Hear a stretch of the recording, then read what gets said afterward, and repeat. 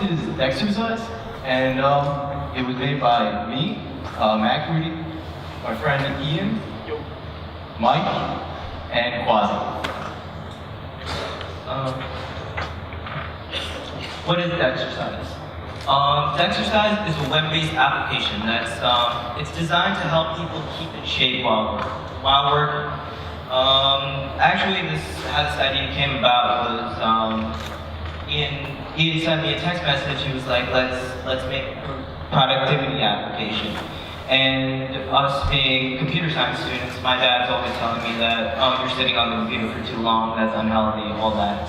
And I was like, let me incorporate, trying to be healthy with the whole productivity thing. And Matt just thought of the name, Dexercise, and that's pretty much the birth of the application.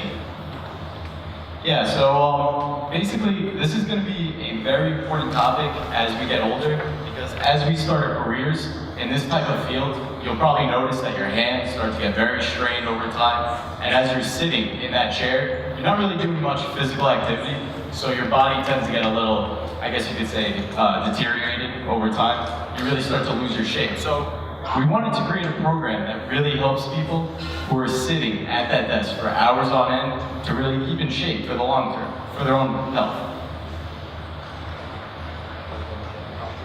Yeah.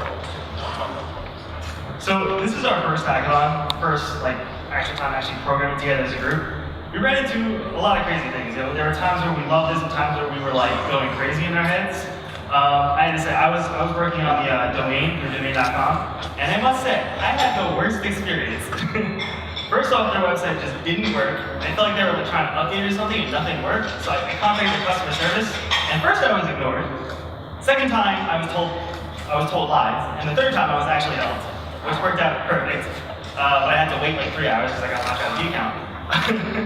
But then, so that all worked out well in the end, 30 minutes before we actually finished this. And then Matt here was working on the Java effects, which we had a whole lot of issues with. Yeah, we had insane issues with that. The whole idea was originally what we thought was we would be running a Java applet on the website, but Java being Java, that didn't really work out. Yeah. Let's pull the website. So basically, how does Dexercise work? As I said, it's simple. It's being launched by the browser. I remember it was the first day at Hackathon. Simplicity is key. And me personally, I love minimalism, so. Users, there's time intervals, let's say 5 minutes, 10 minutes, 20 minutes, how long after you want the program to tell you to go take a break and do workouts. There's two categories. There's exercises and stretches, which are randomly chosen, and the program tells you how to do them. And we'll now demo the actual website. Wait, it's still stuck on the Still stuck on in the slideshow. Yeah, in the slideshow. You gotta switch the there you go. Yeah, so we were really going for a minimalistic idea. And we thought we kind of wanted to just make it a little kind of simple, a little unique with the what we're running gifts. We've got the about and the FAQ both on this page. If you want to just scroll over that. The guy just kind of describes more about what we try to achieve, how we're going to achieve it, the fact that most people, about 96% of the United States workforce deals with computers, and then about 62% of that deals exclusively with computers. That's more than 50%, honestly. So in the long run, that's a lot of people that are at a desk, always working, maybe not getting the right kind of movements in to keep them active. Yeah. Physical activity. And then we have our FAQs, which is just simple questions. Will this app work on mobile? It actually does. It scales properly, so even if you adjust the size of the browser, it'll automatically adjust. And at the very top, we have the run exercise, which just leads to the now JavaScript, what was supposed to be a Java applet, but it's now JavaScript for all the issues we had. So basically, kind of personalizing it, you click the run exercise, and before we continue exercise, we'd love to know your name. So I'm going to go ahead and put my name in.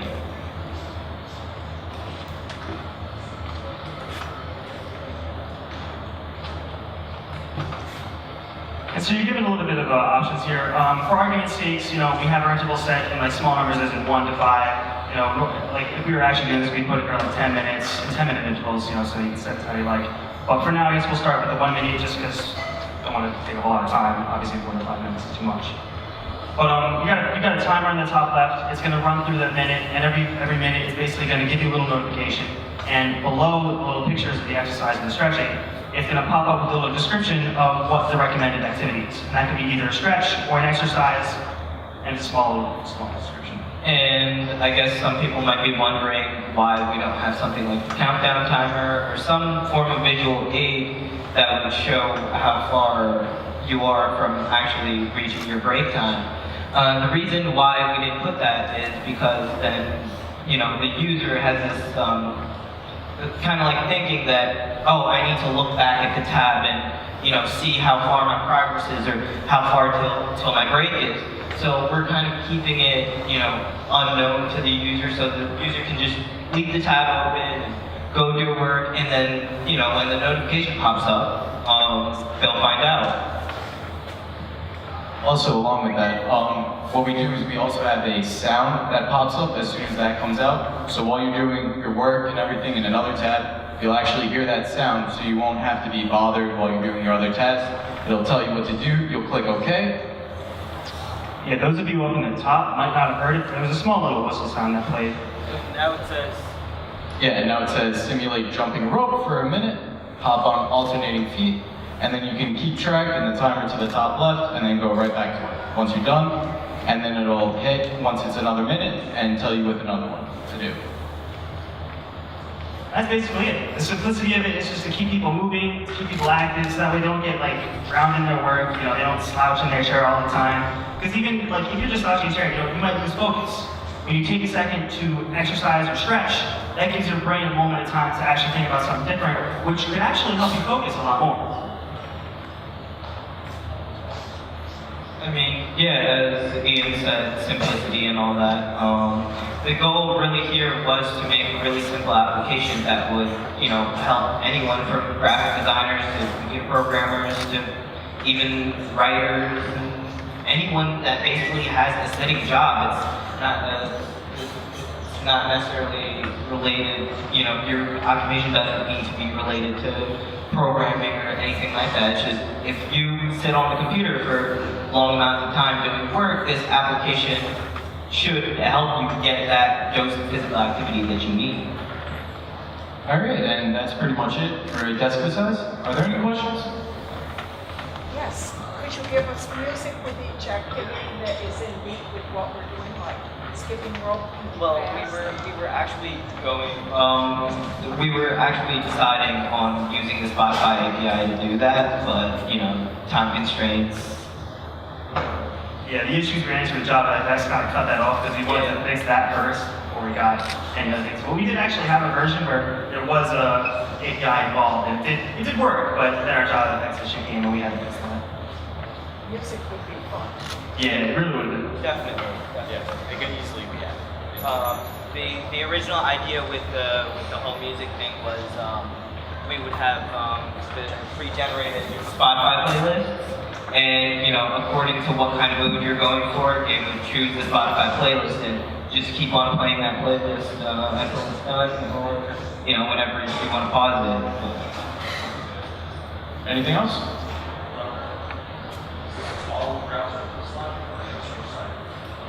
Yeah, it's pretty much all in the browser.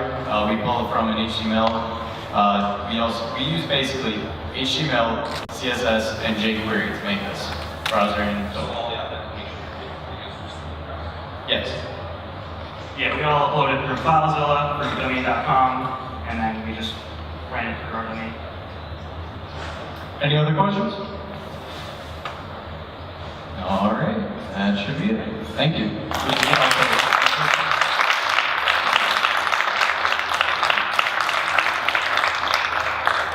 Alright guys, next up we got DJ Q on deck as data range. I'm also going to have a timer on my laptop that I'm presenting, so please pay attention. Vlad and Steve, we worked on something called DJ Q. It was Vlad's idea. Why don't you explain real quick what's up? So the basic idea behind DJ queue was to accommodate for party situations when you wanted a song and you don't want to approach a DJ because it was too loud. So basically you would send a request and the DJ would see it in the queue. So that's the basic concept. Yeah, so like the basic idea is in a room where you might not be able to communicate effectively with someone who has control over music in a party, you might be able to have multiple people cueing music and have a little bit more control in a situation where you might feel a little helpless if the music's too loud or if you feel like you're maybe a little too shy and you don't want to tell someone that you listen to lame music. This also ties into hack harassment. So in case you didn't want to get harassed for choosing a poor quality song, you can use DJ Q.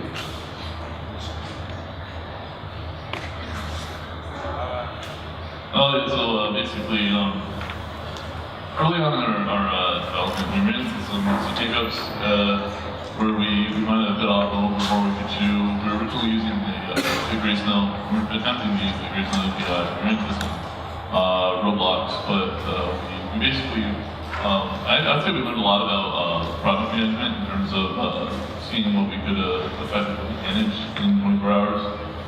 We eventually just kind of went with we were actually going back and forth, which kind of took a little bit of time. I was originally trying to do an Android app, and Vlad was doing a web-based app. We were going to try to deploy the Android app on the web.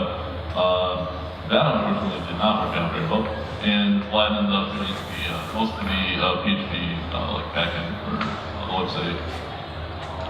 This is our fellow page that we were used throughout the day. And this is the image of the application that I was working on. And just essentially what it was the queues on the left, and they come down. I can actually show that after this. And the song currently playing would be in the middle.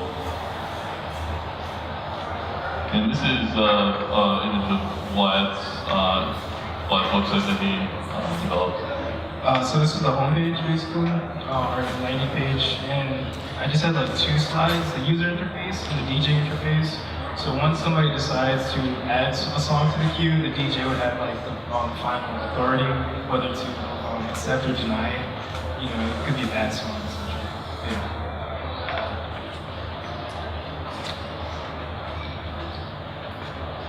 And we're just gonna go ahead and show you what we ended up with. This is the remnant of my Android app that I tried to make. It's just the Unity app. Essentially, just had a queue that was running through. That would be the link to the song. But if I want to.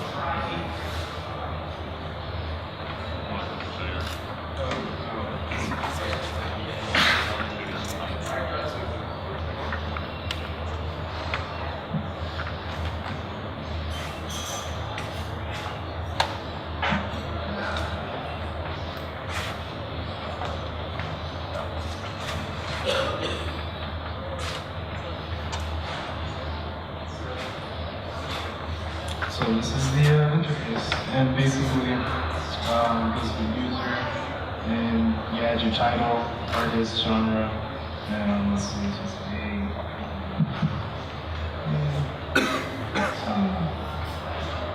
and it goes in the queue here, and the DJ, he would see it, and these are just other songs that are in the queue, and you would either allow or deny. The buttons are really small just because the bootstrap kind of messed it up.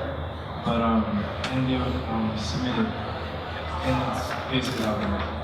So That concludes our demonstration of DJQ.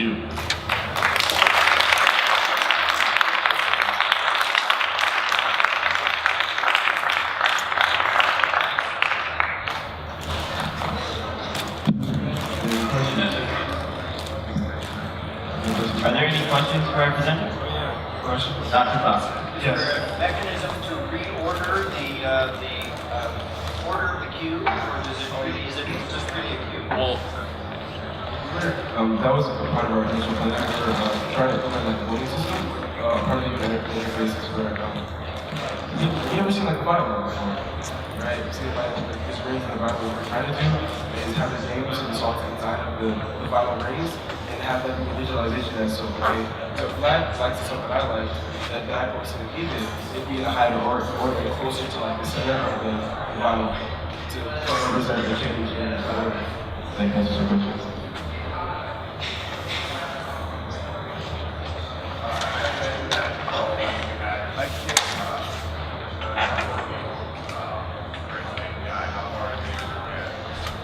Honestly, we were having some.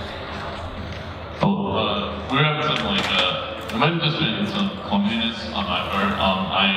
Originally we were trying to do a web application, and when it became apparent that we didn't know too much enough to be able to implement a web application in that amount of time, we did like a risk analysis on it, and decided that if we sink too much time into it, we might run the risk of not getting anything done.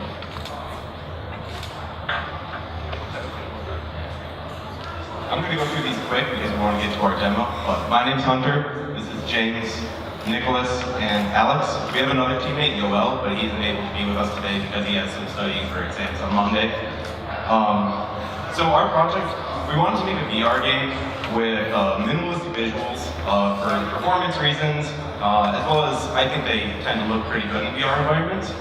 We wanted to leverage room scale technology with the HTC Vive and provide the player with abundant sensory simulation, because even the most minuscule things in VR tend to be heightened to such a level that it's just crazy. So the game we made was Data Range. It's an arcade-style shooter with Tron-like electronic visuals. There's two weapons. What is it, Nick?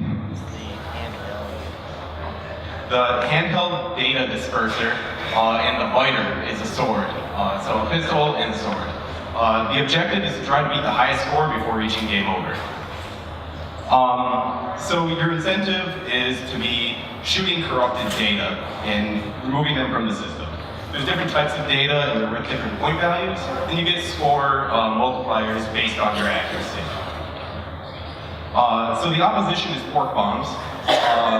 And you must defuse the pork bombs using the biter by severing the electronic bind between the two halves of the bomb before they go off. It was a little ambitious to hope for all of that, so what we ended up getting done was the shooting mechanics. We had all of the targets we wanted to shoot, so the corrupted data. We had the scoring, the multipliers for the scoring. We had some great 3D models that were made by Yoel, Nick, and Alex. We had those animations for those, which were fantastic. We had music made by Nick, and we had some really awesome shaders made by Nick as well. Just as a comment, everything was made in-house. So from music to all the assets to all of the code. Everything. So what we didn't achieve, we didn't get the pork bombs implemented, which is a shame because that's actually what we were relying on for our room scale, because we were going to put them and scatter them around the area, so you had to move around to get to them to diffuse them. So a bit of a shame, but can't be helped. The weapon switching wasn't finished, so we ended up settling. We were going to have it so you could switch dynamically between them, but we ended up just having a sword and a gun in each hand, and the menus were implemented. Technology, Unreal Engine 4, Blender, Git, and FL Studio. The teamwork was broken up by Yoel doing gray assets and animation. Alex worked on animation level design. Nick worked on the shaders, music, and animation. And James and I worked on the programming and doing research, alternating. Never underestimate their programming because we saved each other a few times.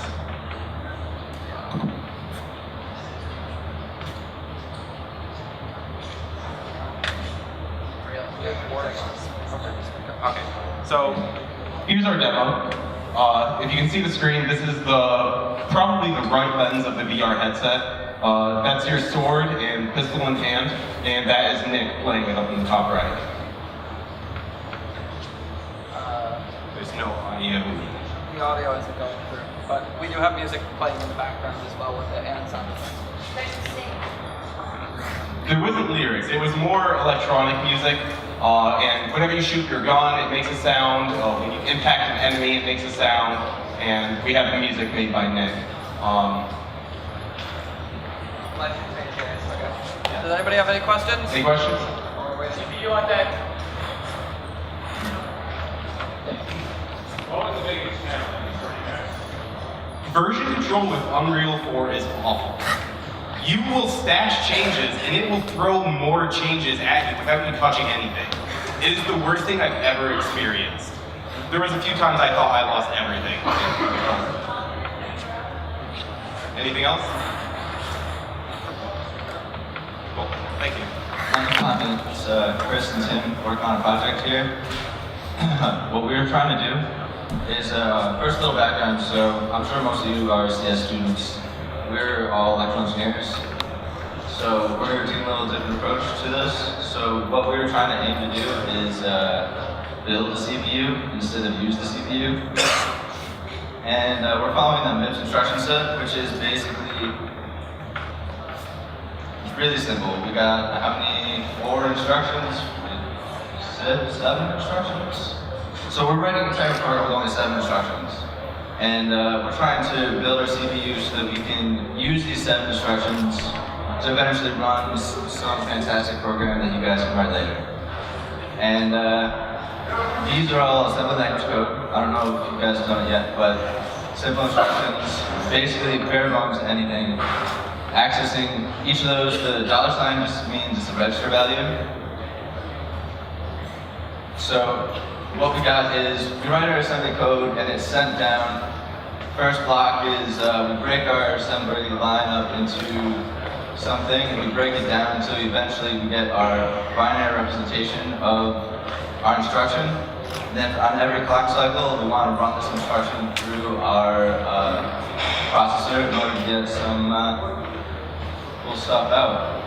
So we run a test program to test out if our CPU is going to work. And just implement a little Fibonacci sequence. So you give it a number and it goes and counts off some Fibonacci number for you. So this is what it looks like in assembly language. And this is what we get to deal with. Sure, it looks wonderful, fantastic. Nobody really wants to convert their assembly language to binary. But so our end goal was to step one line at a time, read these instructions through our CPU in order to run the program. And so what we did is we were using an FPGA, which is a programmable board, and we're using VHDL, which is a language which allows us to write hardware and program the hardware with our software code onto this board. So our board is going to simulate what a processor would be doing. And so this is just a little example of a mux, which is it takes 2 inputs, sends an output. If the control bit is 1, it sends A. If it's 0, it sends B. So this is just a simple, to show you more of how we approach designing this processor. And so this is our end goal of what we were getting. We were able to implement almost all of these blocks in here. So you can see the little half trapezoid thing are what the mux were. So on the very left, you got the instruction. We were implementing this instruction into, and after, on each clock cycle, it would run an instruction, get all the data from the registers, do operations with the ALU. The ALU does all the math, and then sends it off to the data, so on and so forth. So we weren't able to get a fully implemented system here, but we do have a lot of the parts working. So we want to get something to demo. So it's really small so you guys can't see it, but we uploaded just the ALU unit to the FPGA so that it would run all the operations that an ALU would run. So the switches, we got 2 inputs, the binary gives you add, subtract operations, something like that. So the parts were really ambitious, got a lot more done than we thought we would. I don't know if you guys got anything else to say. Questions? Questions? Questions, anyone? Thank you guys.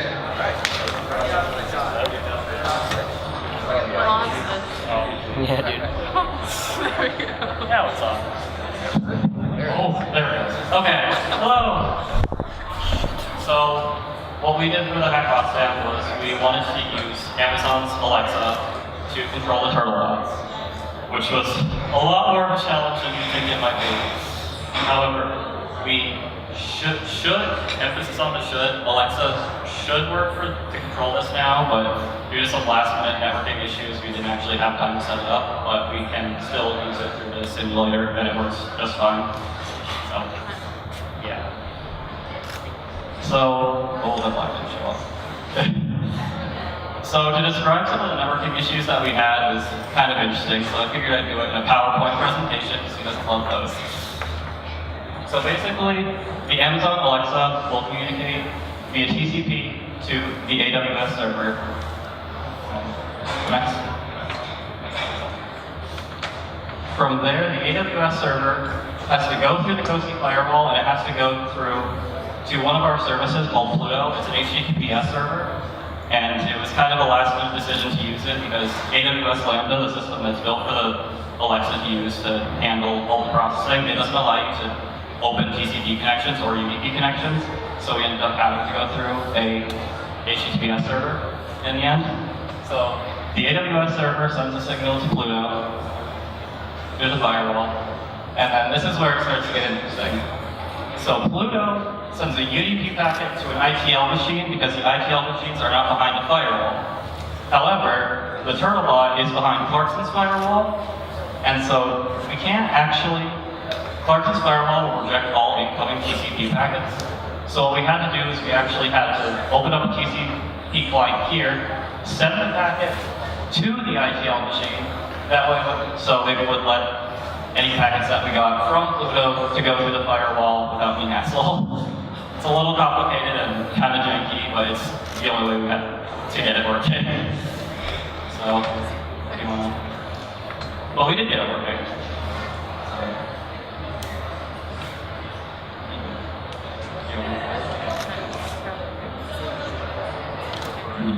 So normally this would be using the voice commands, however we don't actually have the Alexa with us right now, so we are just using the simulator that Amazon has on their website.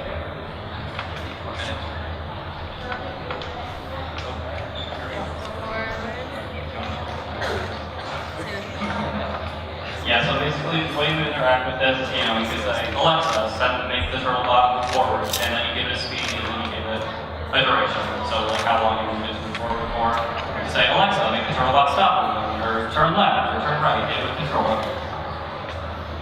So. Questions? Yeah, can Any you questions? bring me a beer? If we get a robotic car, yes. Just real quick, can you just repeat the questions that you guys get upstairs so that everyone can hear? Thank you. Any other questions?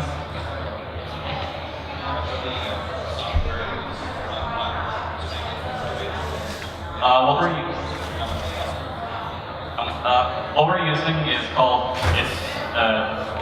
ROS. It's a distributed networking system. Basically, it handles all the inputs and outputs for everything. So the motors versus the networking, or the IR camera if you wanted to use that. It allows it to connect in a really easy way.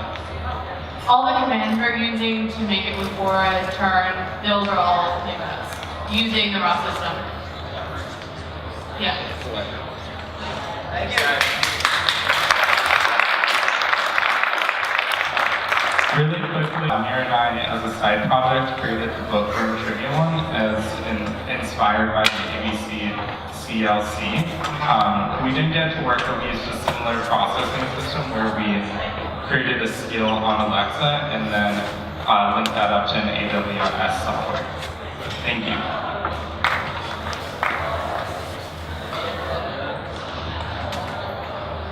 That's great.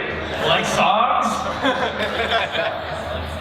You ever feel like you're in a bad mood and want to listen to more bad songs? I know I do. So we did sentiment analysis of lyrics from songs using machine learning library, Python. And we used Gracenote to get all of the metadata we needed. It's amazing. It was really easy to use. So, you want to talk about our tools?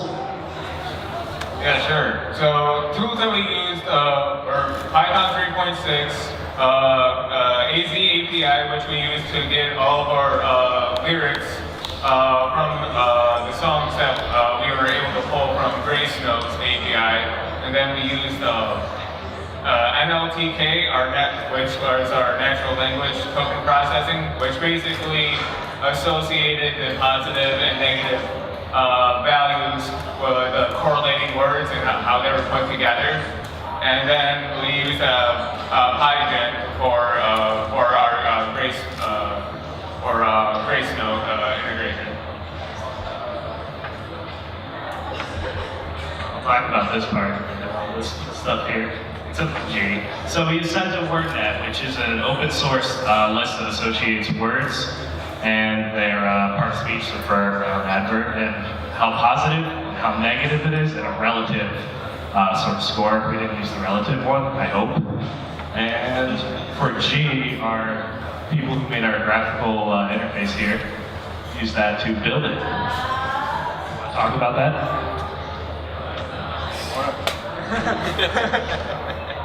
Yeah, so we weren't very experienced with Python at all, so it was kind of a learning curve for us. Right. Hey. So we're good? Yeah? Hey? Yeah, there we go. Yeah, so I was saying that we don't have a lot of experience with Python at all, so it was a really huge learning curve for us. And we had a lot of hard time getting around like all the help online to figure out why things weren't working. But we eventually got through it all. Spent a long night debugging a lot of things. But I think it was a pretty good experience for us. Demo time. Demo time. It's okay, it was just the challenges we had. We got over all of them. It wasn't that special. You'll see the result of our 10 hours of pain. Let's hope something pops up. There we go. Oh, there we go. It's the second one. Just drag it over there. Drag it over. Yeah, drag it on over. Mouse doesn't want to go over. Oh wait, it's that. It's okay. And there it is. So this is a little tool you can query it for an artist. Oh man, let's get A track, genre, the mood you're in, and an era. Yeah. Give us a song. No, what are we feeling?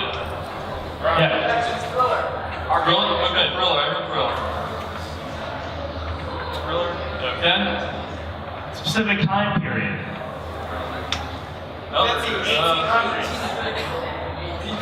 1930s, 100 years later. Okay, sounds good. All right, let's submit it and see what we get. It's gonna take a moment. Alright, we found some songs. One of the problems we had was no lyrical database is free to use, so we had to scrape lyric websites. And the titles and names of the authors from Grace Note do not line up with the website that we scraped from. So we were only able to find 6 out of 10 of the songs. That's fine, we got Thriller right, everyone's favorite artist, Fall Out Boy.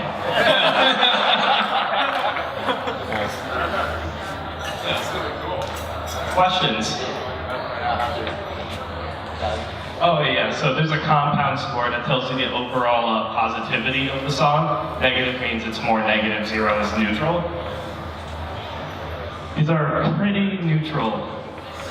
I mean, part of the reason they're pretty neutral is in the library we use, there's a word bank that just stands for, which just tells us whether words are positive or negative. And so it turns out in songs there's a lot of funny words. Like instead of going, someone might say gotta, and which will not show up. You end up with a lot of neutral words because of that. Alright, good job guys.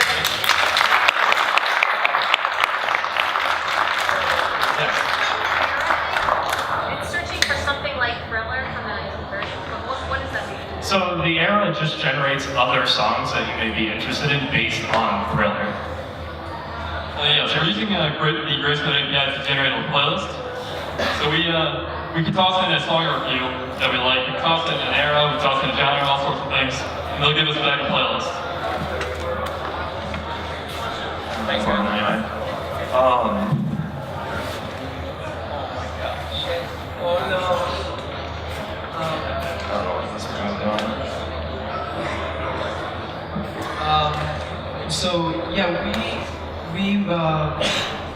wanted to make a clone of one of my favorite like little arcade games called Puzzle Fighter. We did a good job. I have some artist friends over there. We had things looking pretty nice by the end of it, I think. But Frank and I spent most of our time learning the game engine we used to get it out. That's what Dr. Ladd's using in his game dev course. It's not too bad. It's definitely not used to that kind of workload. Yeah. Yeah, I'm sorry, my computer is really not happy with me right now. There it goes.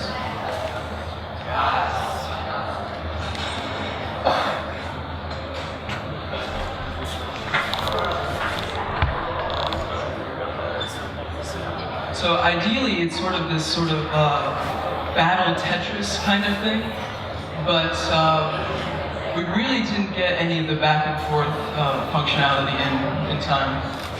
Just found myself reading documentation more than I was writing software. So, the arrow keys control player 2 up here. You can pick who you choose, and then there's the ASD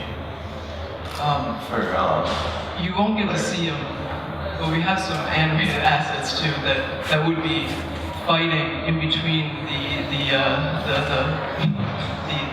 puzzle fighting, if you will. And these guys over here are art guys. They're art students from SUNY Potsdam, and they did the graphics. Not these graphics, but the character animations. Do you want to pull up with the screens again real quick? I don't know if you guys want to see anything.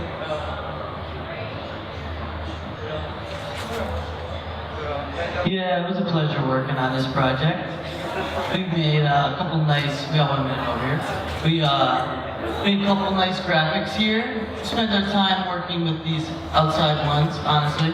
And we have a couple larger versions of them. We didn't get to implement as much as we wanted, but definitely added to the computer science end of it. And it was a nice experience for me, and I think my colleague over here, for us to be part of this. So thank you. Yeah, any questions?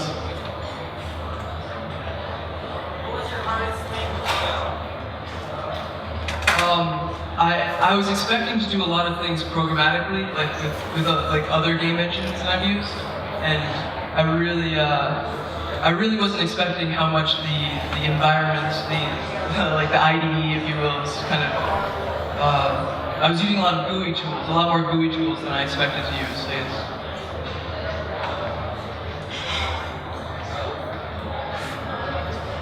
Anything else? Alright, thank you guys. Are we ready, guys? Are we ready, Tyler? Okay. Before we go on, I want to thank the alumni for coming out, especially because I've had first-hand experience working with Brent, and it's taught us so much. So we really appreciate just alumni coming out and supporting us and getting all of us up to speed. That helped a lot. So I just want to give a quick recap of what the app is. If you weren't here last night, the app is designed essentially for a college student trying to party on a Friday night. And the motto that we're trying to live by is party hard, party safe. What it does is you select your contacts from your phone, and this app temporarily has super permission. It syncs all of your messages, any broadcasting alerts, and it has GPS data. So it's a lot of permissions that you wouldn't normally trust with an app, which I understand is scary for most people. So it's called Squad Up, and you select these people, and it's a part of your squad. And let's get to some use cases. So you're going out on a Friday night, everybody wants to meet up at the same house, go to the same party, and then maybe your friend wants to go to a different house or a fraternity to see what's going on. So now you split up, and you have this GPS data telling you, okay, well my friends are here, and I'm here. By the end of the night, whatever's going on, you can always aggregate and just get back together and get home safely. So I'm going to hand it off to Brent to talk about some of the challenges, because it was a challenge. like most groups, I think we definitely bit off more than we can chew. We touched on many technologies. Most of them we didn't even end up using. Cordova, Node.js, HTML, CSS, Java for a server, MySQL. We had an instance in AWS running. And at the end of the day, we probably only used just a little bit of that. I'll just bang through the demo here. It's short and sweet. So here's a beautiful graphic. You can start demoing. Sure. Alright, so with all that he just said, what we ended up using really was only the Amazon Web Services. With Spark, we couldn't actually get it up and running in any of our IDEs or just straight up running it. And then as for Cordova, we ran into the problem of Node.js. We couldn't get it installed properly that it would actually run. So we had to quickly improvise about halfway through and went back to basic Java sockets to allow for us to connect to the web server. So we actually did get a web server running up in Amazon Web Services, and that actually instance is currently running right now, and the phone emulator is going to connect to that. The app will then communicate to it, and it's using a client that's going to ping the server, and the server is going to ping back. So we made a pseudo API, which is a little under what we were originally going for, because Java Spark is meant to make a REST API that we can communicate with. So you can easily set this up cross-platform or even to your web browser if you'd like, if you wish to set it up. Because the API would then be able to integrate with anything you can connect to using the HTTP system. So here you can see that he just logged in. So we have a login authentication. So it takes a username, password, make sure you're in the server. Alright, any questions on this? I want to give a shout out to our front-end developer. Do you guys like the logo? Please. It's such a good logo.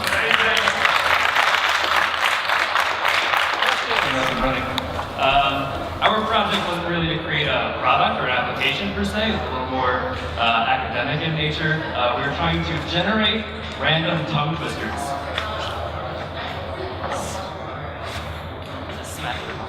Smack it to the customer. There you go. Alright, so we kind of started by thinking about a lot of the really popular tongue twisters that everyone knows. Take here Piper Cricket Becca blah blah, for example, and tried to gain a key insight of what makes a tongue twister twisty. From there, using a bunch of tools, natural language processing tools, we kind of tried to come up with our own metric for what makes a combination of words or a series of words twisty and difficult to say. And essentially use that model to choose words in succession. What we kind of came out with was really something that generates very poetic sounding nonsense, but with proper parts of speech in the sentence, so that was cool. So like, I think maybe in 50 to 60% of cases, we get something that sounds really cool. It's not quite a tongue twister yet, but we have a kind of a list of future work that we want to add on to this.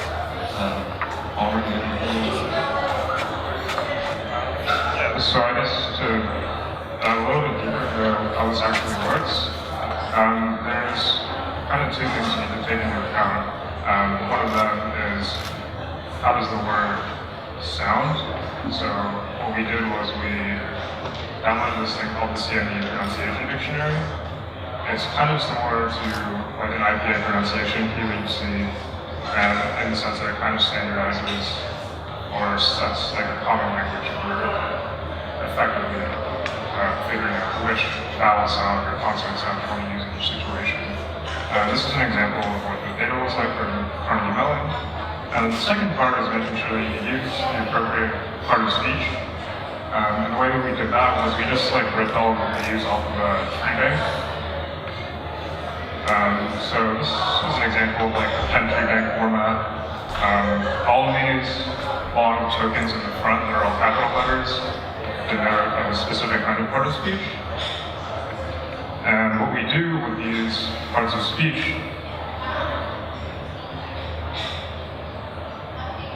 is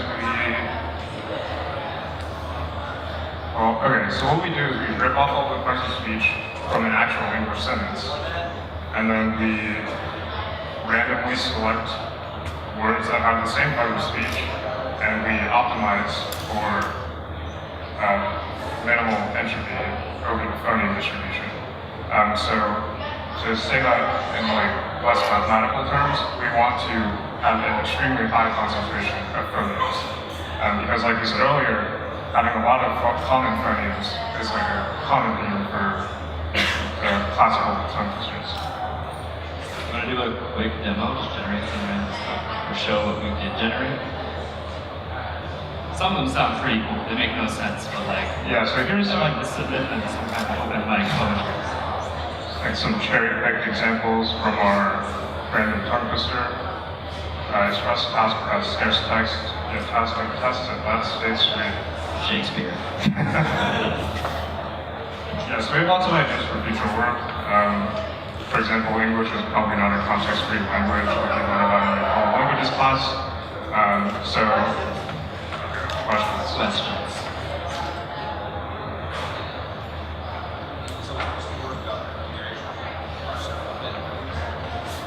Yeah, so if you ask about what type of parser we used, because our parsing was so basic, like the CMU pronunciation dictionary is just like tokens separated by spaces, and for the tree bank, we only needed the leaves. What we did was we just stripped out all of the stuff that we didn't need, and then it was just like a single linear kind of group. Nothing too crazy. Anything else? Just to add on to that, I think that what did wind up taking most of our time was not the parsing piece of it, but really refining the model. Refining the model that chooses words is really the underlying core piece of this whole project. So there's still a lot of tweaking that needs to be done there to improve some of the words that we're showing. Alright, thanks guys.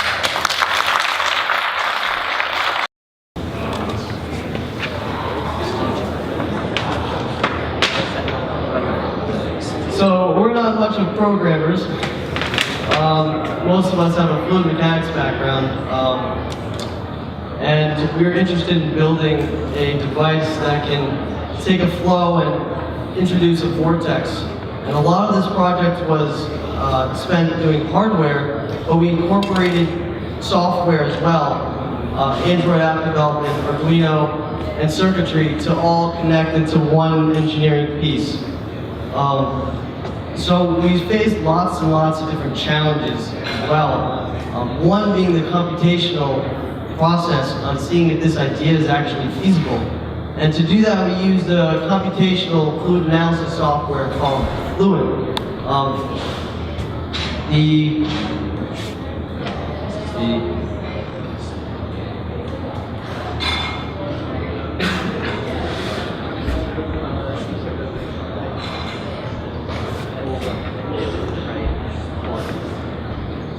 Alright, well, so we created a fluid analysis, but we can show that in a little bit. But we split up the jobs according to skill set, dividing it into circuitry design, hardware design, computational analysis, and software.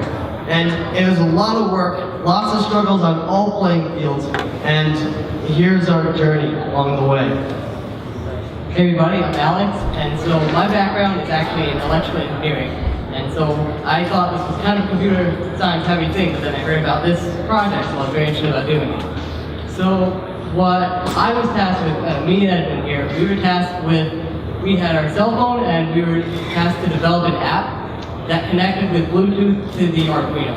And the app was going to control, like we control fan speed and LEDs, and then we can also get information from different sensors that we can hook up to the Arduino. But like most people find out, like we were in over our head with this. So the Bluetooth proved to be a serious struggle, and we incorporated the Bluetooth able to turn LEDs on, but we were unable to receive information from the Arduino. So what we instead had to do was we moved to using our IR function on our phone. So basically, I used my cell phone as a remote, and now we can control certain aspects. So this project was very engineering based, and we thought kind of that we had the easy goal of just making this easy program, but there was a lot of app developing. And I remember going up to Zachy and I asked, how do I make an app right now? And he said, here's the tutorial, the first one will take you an hour. So I'll pass it off to Edwin over here. Like my colleague said, this was very strenuous, but wonderful learning experience. I learned a lot about app development, and also I learned more about Bluetooth than I ever wanted to know. And yeah, I pretty much covered it all. You guys have a demo? Yeah, we're gonna show the demo.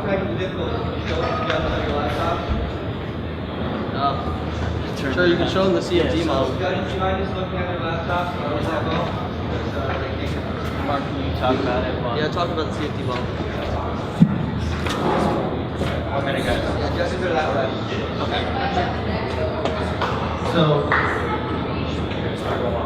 to first show that this idea works, we used the computational fluid dynamics, to show the CFD model to know what kind of parameters to plug in, to know what kind of parameters to plug in to generate a vortex we want. So this is a finite volume method generated by fluid. What you're seeing is the axial flow. So the tornado which you're about to see is moving from the screen outward into the Z direction. And I wish we had it on the big screen, but if you can see these small arrows show the velocity magnitude changing with time. So this is a dynamic process which starts off as a small vortex and moves up along the classifier section, and it is pulled by the fan. The fan literally creates the pressure drop required to pull the fog upwards. So this is the CFD model showing that things are going to work. So with this, Wrap it up, guys. Alright, so we're going to do this really quickly. We had one successful test on this, lots of successful tests via cardboard, but throwing it all together in a 3D printed enclosure was difficult, and we didn't always get a great turnout, and it's also dependent on the lighting in the room. But we ended up with the ability to show that we can rotate a flow, but it's really dependent on your viewing angle. If you're close, if you're viewing from down below, it might be a little bit difficult. But when you're up close and in the right parameters, it's very visible, easy to see. You can change the flow rate through an app on the phone. We were going to use RGB LEDs and make all that. And if you have any questions, feel free to ask. Did you 3D print this today? Yeah, each print was 6 hours, so we had one shot, and So you printed this last night? Yeah, we stayed up all night. We didn't sleep. Yeah, no sleep. Any other questions? Thanks, guys. All right. Thank you.